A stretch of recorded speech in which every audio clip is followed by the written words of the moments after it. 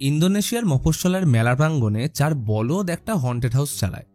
তাদের কাজ ভূত সেজে সবাইকে ভয় দেখানো। কিন্তু একদিন এমন কিছু ঘটে যার ফলে এরা সত্যিকারের ভূতের খপ্পরে পড়ে যায়। এরপর কি হলো, কি সেই আকস্মিক ঘটনা, আর কে এই ভূত, সেটার জন্য দেখতে হবে আজকের ইন্দোনেশিয়ার হরর কমেডি মুভি আগাক লায়নের গল্প। রাওয়াসেনগোলের বড় মেলা প্রাঙ্গণ প্রতিদিনের মতো আজও ভিড়ে গমগম করছে। বাচ্চা বুড়ো সহ প্রেমিক প্রেমিকা জুড়ি যে যার আনন্দে ব্যস্ত। তবে আজ ওই মাঠের এক কোণে একটু বেশি ভিড়, কারণ চেয়ারের উপর সুন্দর করে মেয়েদের ড্রেস আর কোমর অবধি চুল লাগিয়ে জল ট্যাঙ্কের উপর চেয়ারে বসে আমাদের ন্যাড়া বারবি ডল মানে আটা, সে উপরে বসে, আর যারা ওই নিচে, আরে নিচে বলতে ওই বোর্ডে টার্গেট করলেই বারবি জলে পড়বে। এই শয়তান ছেলেটাও তেমন হয়েছে, কিছুতেই টিপ মিস করে না। শেষে আটা ওর হাত ধরে বলে, ভাই থাম, এবার ঠান্ডা লাগছে, জলের মধ্যে আমার নোনতা জলটাও মিশে গেছে, বারবার মুখে ঢুকে যাচ্ছে, তুই ক্ষমা কর। আরে দাদা আগে বলবে তো, সরি, হ্যাঁ আর হবে না, বলে যেতেই যাবে, তখনই আবার টিপ। এইবার আটা রেগে ওকে পেটাতে শুরু করে, জলের মধ্যে ফেলে ফেলে তুই আমার ন্যাড়া মাথায় সিটি করে দিলি। অবশেষে মালিক আর মালিকের বন্ধু জঙ্কি এসে থামায়। মালিক বলে, দেখ আটা, তুই নিজে আমার কাছে এসে কাজ চাইলি বলেই তোকে কাজ দিলাম, আর এখন তুই এসব করছিস, ছি ছি ছি ছি ছি, এমনিতেই তো জেল খেটে এসছিস। আটা বলে, এই থামো তো, একদম আগের কথা টানবে না, তোমার কাজ আমি ছাড়লাম। এই এলাকায় তুমি ছাড়া কেউ আমায় কাজ দেবে না ভেবেছ? আমার বন্ধুরা আছে, আমি চললাম ওখানে। কিন্তু যেমন আটা তেমন তার বন্ধু, এরা মেলায় একটা হন্টেড হাউস চালায়, যেখানে এরা পচং কুন্তিলানাক এইসব সেজে ভয় দেখায়। এমনিতেই এদের কাছে কেউ আসছে না, ফলে উপার্জন নেই। এমন অবস্থায় ন্যাড়া বারবিকে নেবে কিভাবে? প্রত্যেকে নিজের সমস্যায় ভুগছে। এই যেমন বরিস মাকে বলে এসেছিল আর্মিতে ভর্তি হবে, কিন্তু একজন দালালের পাল্লায় পড়ে আর্মিতে ঘুষ দিয়ে ঢোকার জন্য বাঁশে আটকে। সে আসলে নিজেই জানে না ওই লোকটাকে বোকা বানাচ্ছে, কিন্তু মাকে দেওয়া কথা তো রাখতেই হবে, নাহলে গ্রামে মুখ দেখানো দায়। আচ্ছা, আর এ হচ্ছে বেনে, প্রেমিক মানুষ, কিন্তু গার্লফ্রেন্ড নাওমির বাবা মানে শ্বশুর মশাই মানছে না। ওনার শর্ত, বিয়ে করতে হলে বড় ম্যারেজ হল ভাড়া নিতে হবে, সাথে 1000 জনকে নিমন্ত্রণ, যদি না পারো তোমার পাশের এই জেন্টেলম্যান নাওমিকে বিয়ে করবে। ঘরে নেই নুন, ছেলে আমার মিঠুন। তাই বেনে টাকার জন্য যা পায় তাই করতে রাজি। এইসবের মাঝে হাজির হলো আরেক বন্ধু জেগেল। বাবু মসজিদ থেকে ফিরেছে দেখে সবাই বলে উঠল, আলহামদুলিল্লাহ। বরিস বলে, ধুর সালা থামতো, ও বেটা পাওনাদারের থেকে বাঁচতে মসজিদে গিয়ে লুকোয়, নামাজের কিচ্ছু জানে না, বড় বড় খালি বাতেলা। ও যদি পরের সপ্তাহে টাকা দিতে না পারে, দেখবি প্যান্ট খুলিয়ে গোটা এলাকা ঘোরাবে। আটা বলে, ভাই কাজ দে না, বাড়িতে মা অসুস্থ, ওষুধ কেনার টাকা নেই, মেলায় গেলে খালি আমায় বারবি ডল বানিয়ে ছাড়ে ওরা। তখনই আসলো মিষ্টি মার্লিনা। সে তো আটাকে দেখে অবাক, আরে বরিস বলছিল ছাগল চুরি করতে গিয়ে পুলিশ নাকি তোর মাথা চুল কেটে দিয়েছে, তারপর থেকে তোকে সবাই ন্যাড়া বারবি বলে ডাকে। এই কি সব বলছিস এগুলো? আরে ভাই কিছু না, ছাড় তো, এখন ভূত সাজার টাইম। মেলা শুরু হলে সবাই ভূত সেজে দাঁড়িয়ে পড়ল। কুন্তিলানাক নাকি ডানা কাটা পরিমণি ধরতে পারবে না। যে গেলে এমন পচং সেজেছে দেখার মতো, এর থেকে লোকেরা বরং ন্যাড়া বারবিকে দেখে বেশি ভয় পায়। বাজার ভীষণ মন্দা।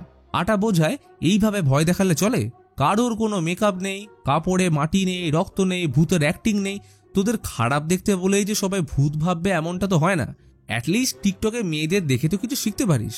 এই আটা, মুখ সামলে কথা বল, এত কিছু যে করবো, টাকা কই, তুই দিবি? কথা তিক্ত হলেও সত্য, কারণ বাড়িতে অসুস্থ মায়ের জন্য ওষুধ শেষ, বোন একাই যতটা পারে করছে।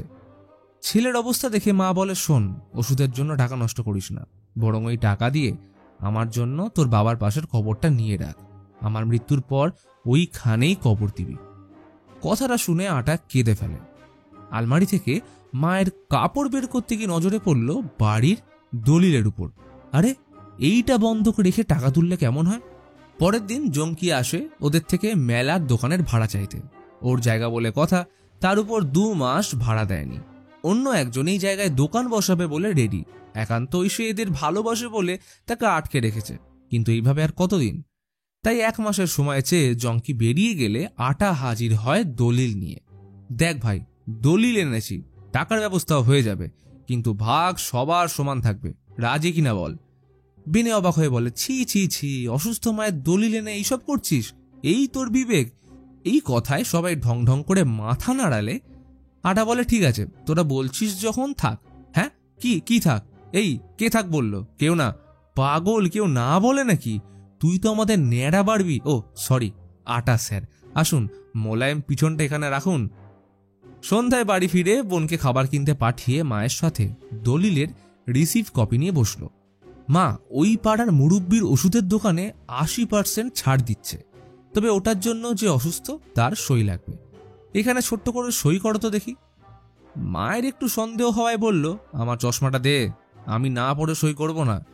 আটা করল কি, চশমাটা টেবিল থেকে সরিয়ে অন্যদিকে রেখে বলে, মা এখন ওটা খুঁজে পাচ্ছি না। এদিকে সই নিয়ে যেতে দেরি করলে ডিসকাউন্ট কিন্তু কমতে থাকবে, তুমি চটজলদি সইটা করে দাও। বিচারি মা কোনো উপায় না দেখে দিল সই করে। ব্যাস, এইবার শুরু কনস্ট্রাকশনের কাজ। আটা নিজের মতো করে সাজালো হন্টেড হাউস।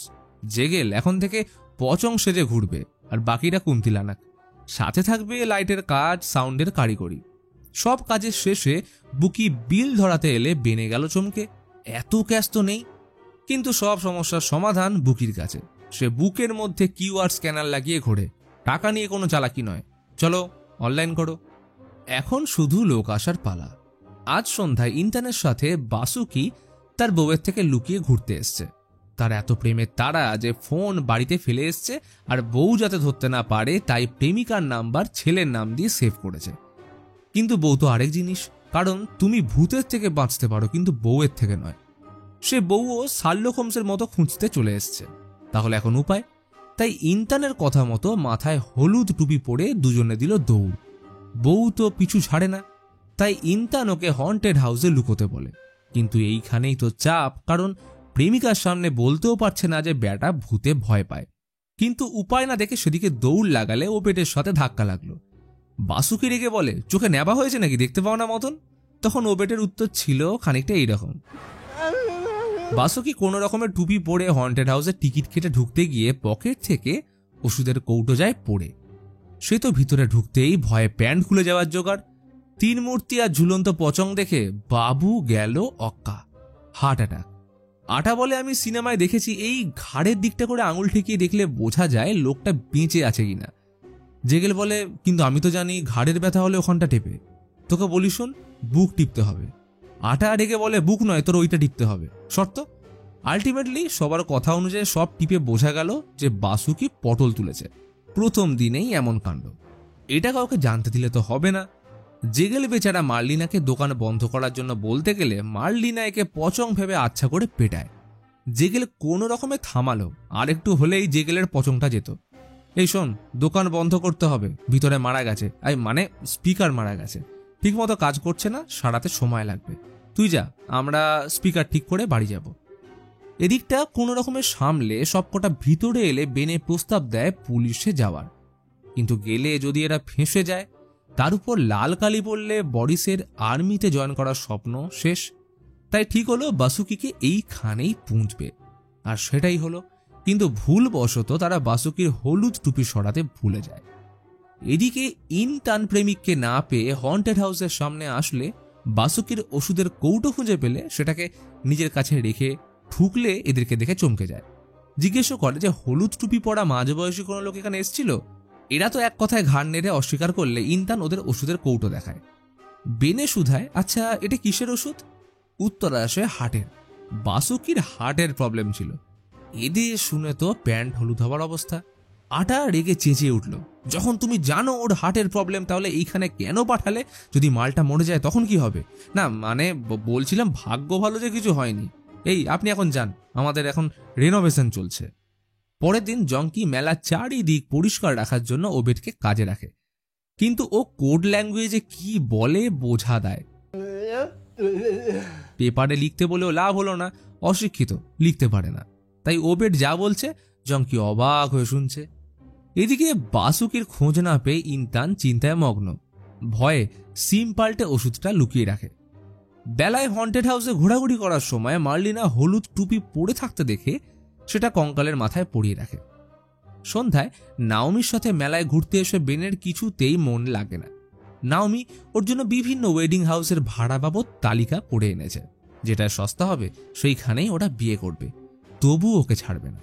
ওর বেনের উপর ততক্ষণই বিশ্বাস আছে যতক্ষণ না ও কাউকে খুন করছে। কথাটা শুনতেই বেনে চমকে ওঠে। এই মেয়ে বলে কি?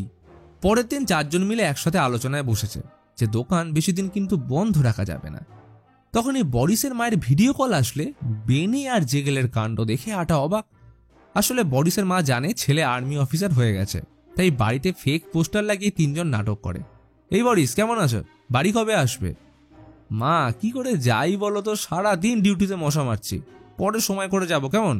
দেখছো পিছনে কেমন আমার লোক ঘুরছে। মা আনন্দে বলে, তুই তো ওদের বস, ওদের অর্ডার দে তো দেখি। বরিস তখন আমতা আমতা করে অর্ডার দেয়, এই তোমরা একে অপরকে থাপ্পড় মারো।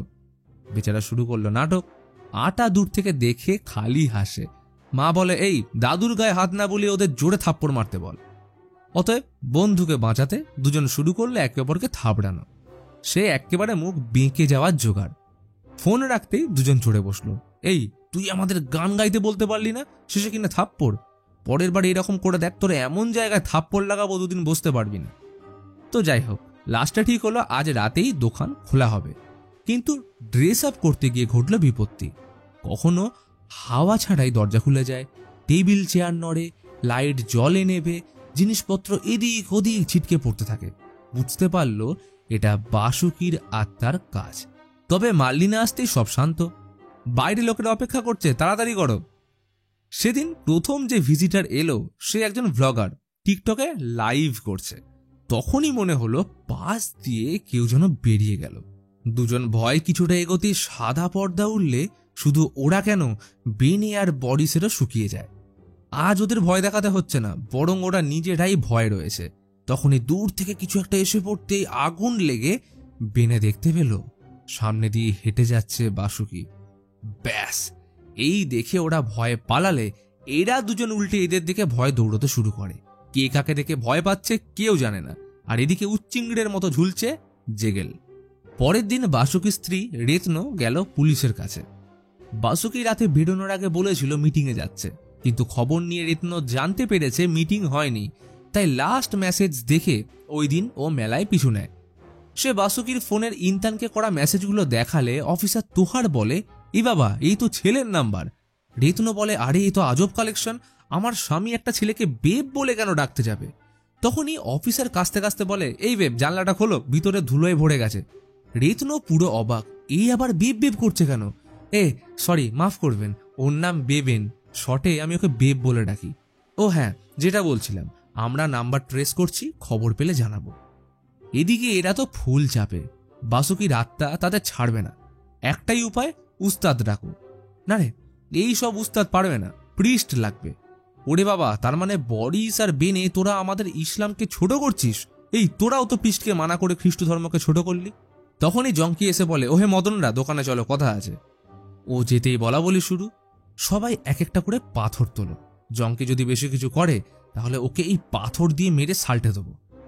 ওরা ভয় পড়িমড়ি করে আসতেই হন্টেড হাউসের বাইরে উপচে পড়া ভিড় দেখে চমকে উঠল। আসলে সেদিন ওই দুজন ভিজিটার টিকটকে লাইভ করার পর ওদের হন্টেড হাউস ভাইরাল হয়ে গেছে। জঙ্কি ভিড় সামলে ওদের ড্রেস চেঞ্জ করে আসতে বলে চলে যেতেই ফেটে হাতে চলে আসে।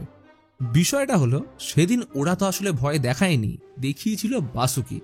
তাহলে এখন একটাই উপায়, বাসুকির আত্মাকে যেমন করেই হোক রাগাতে হবে।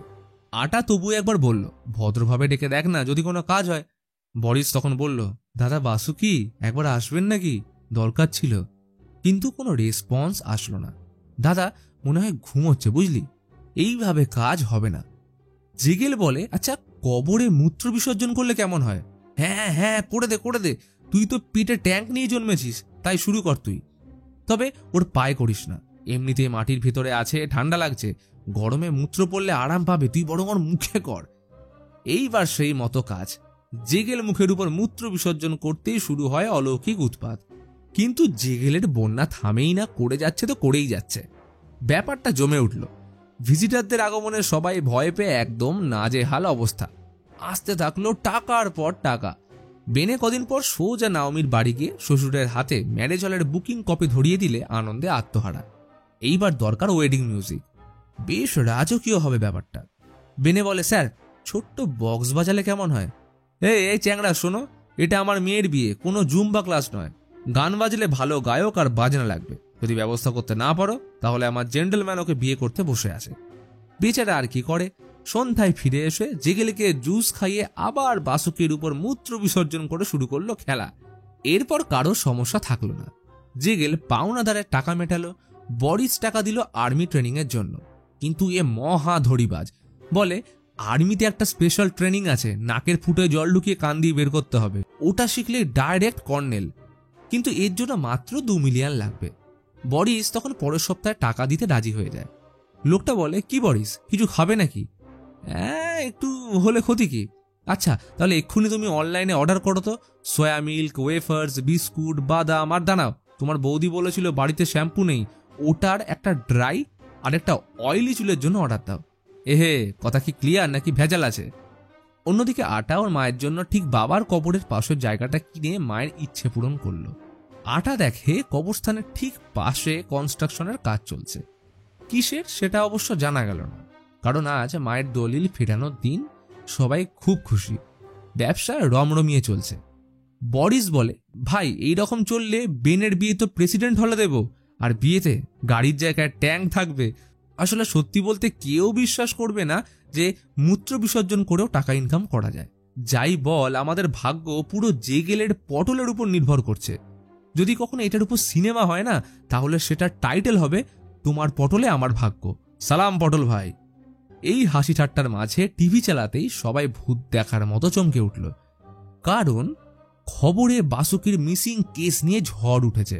আর সে কোনো সাধারণ লোক নয়, বরং লোকাল পার্টির লিডার এবং তার বউ রেতনো পুলিশের কাছে এফআইআর করায় তদন্ত জোর কদমে শুরু হয়েছে। জানা গেছে বাসুকি শেষ সন্ধ্যায় রাওয়া সেনগলের মার্কেটে গেছিল একটা মেয়ের সাথে, কিন্তু তারপর থেকেই মিসিং। এই খবর ওদিকে জঙ্কিও দেখছিল। তখনই ওবে টিভিতে বাসুকির ছবি দেখে চমকে ওঠে। জঙ্কিকে সে বোঝানোর চেষ্টা করলো যে ওই রাতে সে একে দেখেছে, কিন্তু জঙ্কি বুঝবে কেমন করে? কোড ওয়ার্ডে কি বলে কে জানে। এদিকে ইন্টানও পড়েছে চাপে। এর মাঝে হোয়াটসঅ্যাপে টিকটক থেকে হন্টেড হাউসের ভাইরাল ভিডিওটা আসলে ইন্টান ওটা প্লে করলে কঙ্কালের মাথায় পড়ানো হলুদ টুপি দেখে চমকে ওঠে। আরে এটা পরেই তো বাসুকি সেদিন হন্টেড হাউসে গেছিল। ব্যাপারটা তো ভালোই গোলমেলে। ততক্ষণে এরাও বিষয়টা নিয়ে ভাবতে শুরু করেছে, কারণ মেয়েটা যদি পুলিশকে সব বলে দেয় আর পুলিশ তাদের জিজ্ঞেস করতে এসে বডি পেলে, তখন কি হবে? যার ভয় সেটাই হলো। দেখে অফিসার তোহার টিম নিয়ে এসে পড়েছে। আটা বলে, যাই হয়ে যাক, আমাদের শান্ত থাকতে হবে, তার আগে জেগেল তুই মূত্র বিসর্জন কর।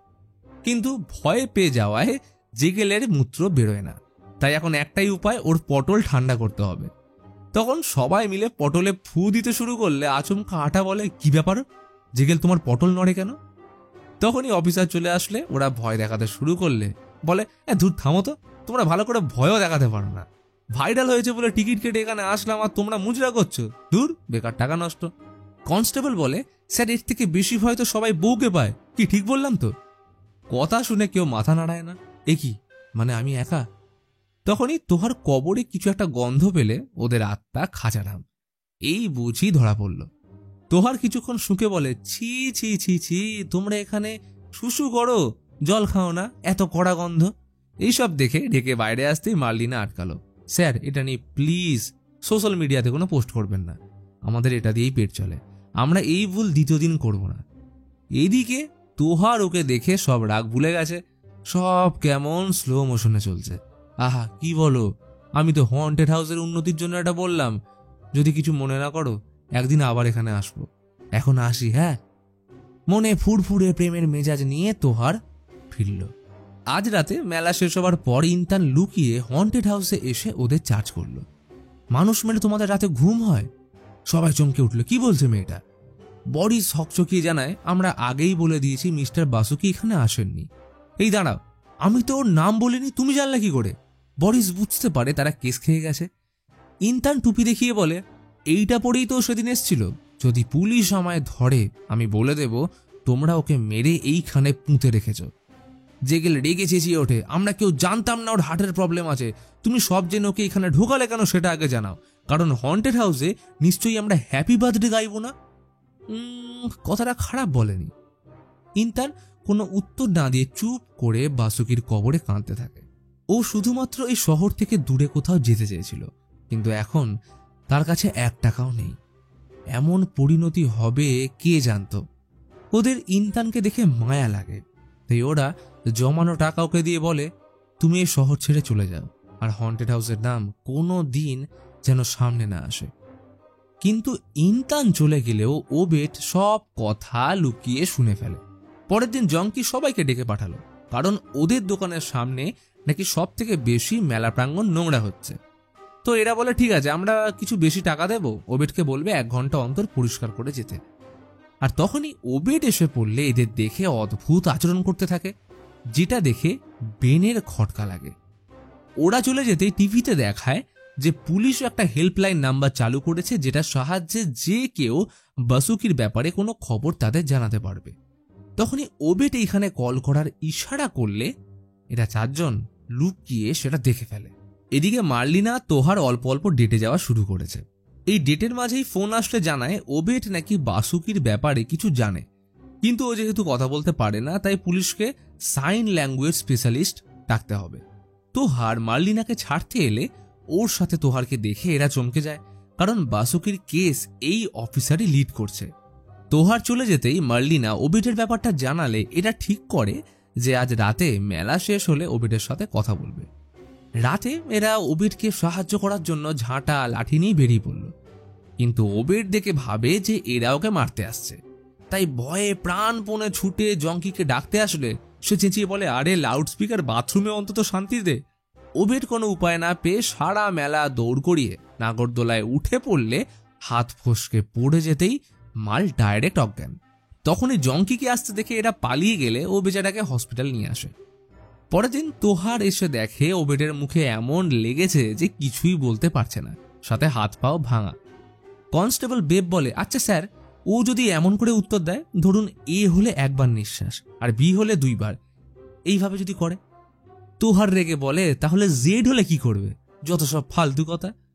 তখনই খবর আসে যে সাইবার ডিপার্টমেন্ট নাম্বার ট্রেস করে ফেলেছে। এবার এই ঘটনা সামনে আসতেই 4 জনের মধ্যে লাগলো ঝগড়া, যেটা এমনই খারাপ পর্যায়ে গেল যে বেনে আটাকে বলে, তোর মতো ছেলের জন্যই তোর মা আজ অসুস্থ, এমন সন্তান যেন কারণ না হয়। কথাটা আটার একদম বুকে এসে লাগে। কাঁদতে কাঁদতে মাকে এসে জিজ্ঞেস করে, মা, তুমি কি আমার জন্য লজ্জা পাও? আমি তোমায় নিরাশা ছাড়া কিছুই দিইনি। মা ওকে কাছে টেনে বলে, ধুর পাগল, তুই আমার জন্য অনেক কিছু করেছিস, তুই বদমাস নয় রে, তুই আসলে বোকা, তুই জেলে গেছিলিস তোর বোকামির জন্য। উল্টে আমার এটাই দুঃখ যে তোর জন্য কিছু রেখে যেতে পারলাম না। এটা শুনে আটা কান্নায় ভেঙে পড়ে। এইদিকে জেগেল প্ল্যান করেছে বাসুকির বডি ওইখান থেকে সরিয়ে কবরস্থানে কবর দেবে, কারণ ওইখানে পুলিশ কোনোদিনও বডি খোঁজার সাহস করবে না। আর এটার জন্য তারা আর অন্য কেউ নয়, আটা ওর মায়ের জন্য যে জায়গাটা কিনেছে ওইখানেই কাজ সারবে। এই কথায় বাকি 2 জন ঝামেলা করলে জেগেল বলে, এই তোরা কি চাস, আটার মা এক্ষুনি মরে যাক? ছি ছি ছি, এমন পাপি তোরা? এই ভাই, এটা কখন বললাম? এ কি? আচ্ছা চল ওকে গিয়ে মানাই। অনেক খোঁজাখুঁজির পর এসে দেখে ন্যাড়া বারবি মেলায় মুখ ঘুরিয়ে বসে। জেগেল এসেই কেমন নাক সিটকায়, এখানে গুয়ের গন্ধ কেন? তোরা কেউ পা দিয়েছিস নাকি? এই তুই এখানে গন্ধ শুকতে এসছিস? চলবে নে, ওর কাছে ক্ষমা যা। আচ্ছা আটা ভাই, সরি, আমার ভুল হয়ে গেছে। জেগেল বলে, এইভাবে না, তুই আমার বন্ধুকে দুঃখ দিয়েছিস, যা ওর পায়ে গিয়ে চুমু খা। কি আটা, এইভাবে তুই ওকে ক্ষমা করবি তো? ও ঘাড় নেড়ে সম্মতি দিতেই জেগেল ওর ঘাট ধরে জুতোর কাছে মুখ নিয়ে গেলে দেখে ন্যাড়া বারবি জুতোর তলায় গু লাগিয়ে বসে। ও গন্ধে যত সরতে চায় জেগেল তত ঘাড় চেপে ধরে। শেষে গন্ধ শুকে মুখ লাল করে উঠে দুজনের দিকে কটমট করে তাকায়। জেগেল এইবার সাহস করে থাকা প্ল্যানটা জানাতেই কাটা মুরগির মতো ব্যাটাকে জলে ডোবায় আর তোলে। শেষে মাথা ঠান্ডা করে বলে, তোরা জানিস তো মা বাবার পাশে মৃত্যুর পর থাকতে চেয়েছে, ওখানে বাসুকিকে রাখলে মা কোথায় থাকবে বল? বরিস বলে, আচ্ছা আমি কি বলি, বাসুকির কবরের উপর তোর মাকে রাখলে ব্যাপারটা কেমন হয়? এই হতছাড়া, এটা করলে বাবা পাশে শুয়ে কি ভাববে? এই তো নরক যন্ত্রণার থেকেও ভয়ঙ্কর। আচ্ছা বাদ দে, যদি তোর বাবার উপর মাকে রাখি? কথাটা শুনে গালি খাবার ভয়ে বরিস চুপ করলে মোটামুটি ভাবে সিদ্ধান্ত নেওয়া হলো, আপাতত নিজেদের বাঁচতে হলে বাসুকিকে ওইখানেই কবর দিতে হবে। আটা একটা পেপার নিয়ে বসলো প্ল্যান বানাতে যে কিভাবে কি করবে। এদিকে ইন্তান পালাতে গিয়ে পুলিশের কাছে ধরা খেলে সব দোষ স্বীকার করে হন্টেড হাউস সমেত 4 জনের ব্যাপারে বলে দেয়। এই ছাড়া কোনো উপায় ছিল না ওর কাছে, কারণ ওর বাড়ি থেকে বাসুকির ওষুধের কৌটো পাওয়া গেছে। সময় গড়িয়ে সন্ধে নামলে এরাও রেডি বডি সরানোর জন্য, কিন্তু এত ভারী বডি নিয়ে যাবে কি করে? এইসবের মাঝে মার্লিনা চলে আসলে বরিস ওকে ঢুকতে দেয় না, বলে এখানে ধেড়ে ইঁদুর মোড়ে পচা গন্ধ বেরোচ্ছে, পরিষ্কার করার পর আসবি। কিন্তু এইসবের টাইম নেই, কারণ ভিজিটার ভিড় লাগিয়েছে। তাহলে এখন একটাই উপায়, বডিটা কাপড়ে জড়িয়ে কফি পাউডার দিয়ে সাজিয়ে রাখবে, বাকিরা এটাকে ডেকোরেশন ভাববে আর গর্তটা আপাতত ঢেকে রাখবে। সন্ধে হতেই ভিড় বাড়ার সাথে ওই গর্তে সব গড়িয়ে ঢুকে যা তা কাণ্ড। মেলা শেষ হলে ওরা বডি নিয়ে বেরোলো কবর দেওয়ার উদ্দেশ্যে। তখনই জঙ্কি ওদের দেখে ফেলে। এই তোরা কই যাস? আরে কোথায় বলতে এই জিনিসগুলো একটু সারাতে যাচ্ছি। ওহ তাই বল, কিন্তু অত ভারী পচমটাকে বইতে কষ্ট হচ্ছে না রে, দিয়ে একটু ধরি। আরে দাদা কি যে বলো, এর থেকে তো বেনের পটলের ওজন বেশি। এই দেখো ন্যাড়া বারবি একাই ধরে আছে। এইটা বলে সবাই বডি ছেড়ে দিতেই আটার প্রায় প্যান্ট খুলে যাওয়ার জোগাড়। এর মধ্যে যেগেল গল্প জুড়ল, এই শুনলাম তোমার নাকি অ্যাসিডিটি হয়েছে। আরে মামা ঠিক বলেছ, আদা মেশানো জল খাচ্ছি তো। জিগেল সুধায়, আদাটা সিদ্ধ করছো তো? না সেটা তো করছি না। আরে ওই জন্য সারছে না, বলি ওটা সিদ্ধ করে নির্যাসটা খাও। তখনই আটা চেঁচিয়ে ওঠে, ভাই আমার প্যান্টের দড়ি খুলে গেছে, তাড়াতাড়ি যাবি নাকি থাপ্পড় খাবি?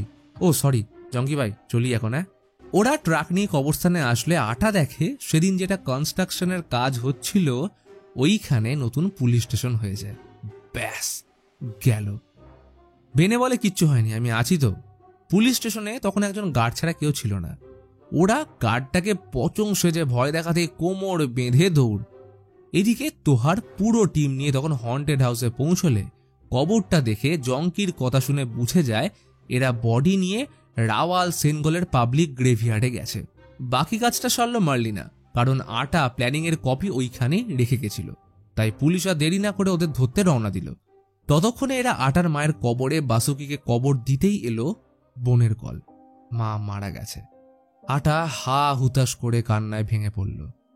তার সব স্বপ্ন শেষ, যার জন্য এত কিছু করা সেই মানুষটাই আর নেই। ভবিষ্যৎ অন্ধকার করে তিনি ছেড়ে গেলেন। আটা সমস্ত দোষ নিজের উপর নিয়ে সবাইকে পালিয়ে যেতে বলে, কিন্তু বন্ধুরা তাকে এই অবস্থায় ফেলে যাবে না।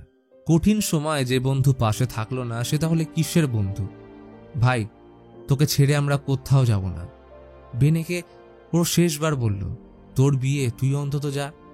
বেনে শান্ত গলায় বলে, বিয়েতে তোরা না আসলে আমি আনন্দ করব কাদের সাথে? একসাথে শুরু করেছিলাম, একসাথেই এর শেষ দেখব। তখনই শোনা গেল পুলিশ গাড়ির সাইরেনের আওয়াজ। এরপর অসামাজিক কাজ ও মৃত্যুকে লুকোনোর মতো দোষ করায় 4 বন্ধুর 2 বছর 4 মাসের কারাদণ্ড হলো। 4 বন্ধু ছাড়া পেলে সবার আগে আসে আটার বোন, তারপর এলো বরিসের মা। সে মাথা নিচু করে বলল, মা আমায় ক্ষমা করে দিও, আমি আর্মিতে জয়েন করতে পারলাম না। আরে বেটা তাতে কি হয়েছে, তুই বরং মিউনিসিপাল পুলিশ ইউনিটে ঢোক, ওখানে ঘুষ দিয়ে কাজ হয়। বরিস চুপচাপ মায়ের কথা শুনে হাসে। এরপর সবাই গেল আটার মায়ের কবরে। তাকে অন্য জায়গায় রাখা হয়েছে। সকল হাসি কান্নার মাঝে আগমন হলো নাওমির। বেনি তাকে দেখে অবাক, হয়তো তার বিয়ে হয়ে বাচ্চা হয়ে গেছে। তাই ওকে এবং ওর পরিবারকে শুভেচ্ছা জানাতেই নাওমি বলে, আরে ধুর আমার বিয়ে হয়নি, আমি আজও তোমার অপেক্ষায় আছি। এই কি বলো তুমি, তাহলে আমাদের বিয়ে হচ্ছে? নাওমি বলে, বিয়ে তো অবশ্যই হবে, শুধু বাবা বলেছে এইবারে 1000 নয় 3000 লোক ইনভাইট করতে হবে। হায় রে শালা শ্বশুর বলে বেনে জ্ঞান হারানোর সাথে আমার গল্পটি ফুরলো আর নোটে গাছটি মুড়লো। তো বন্ধুরা ভিডিওটা কেমন লাগলো অবশ্যই কমেন্ট করে জানাও, এবং এর পরবর্তীতে তোমরা কোন মুভির এক্সপ্লেনেশন দেখতে চাও সেটাও লিখতে ভুলো না। তো আজকের মতো বিদায়।